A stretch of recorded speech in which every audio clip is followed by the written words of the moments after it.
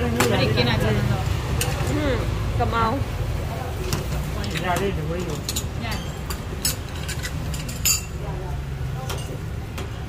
นี่วินเนอร์ใส่ไหม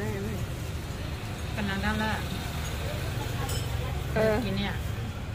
นั่งไล่ก็ไล่เลยกินมาเลยกินไม่อยู่อ๋อเทสใส่ในอย่างเยอะเลยเทสมันไปกันนะกากกันนั่งล้างน้ำกันเลยมานั่งตั้งในตาตกโชว์นี่อันนี้เขาก็ตีจุ่มไว้นี่เนาะ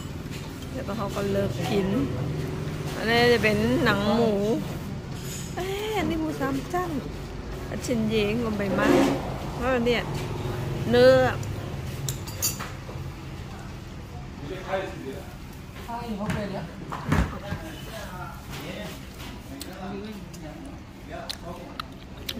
หวาน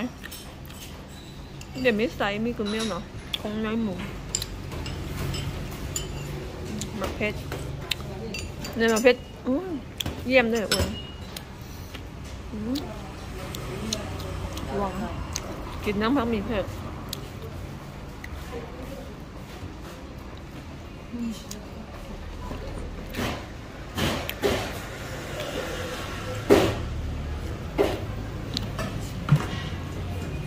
ใครพูดมา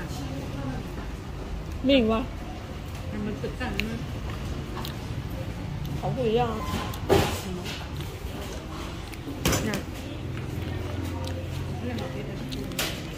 ได้มาเพชรสมอันนี้เป็นเหมือนวัตตาตกโถอย่างเจมูดอนเนี่ยอันนี้ก็ไม่เนาะเขาจะพอมันนั่งเนี่ยก็เขาจะเอาหม้อมาตั้มปั่นเนี่ยก็เปิดไฟแล้วก็เอาบูมาใส่ปั่นเนี่ยได้นะนี่ไม่เรียกว่าเขาบอกจิ้มหวาน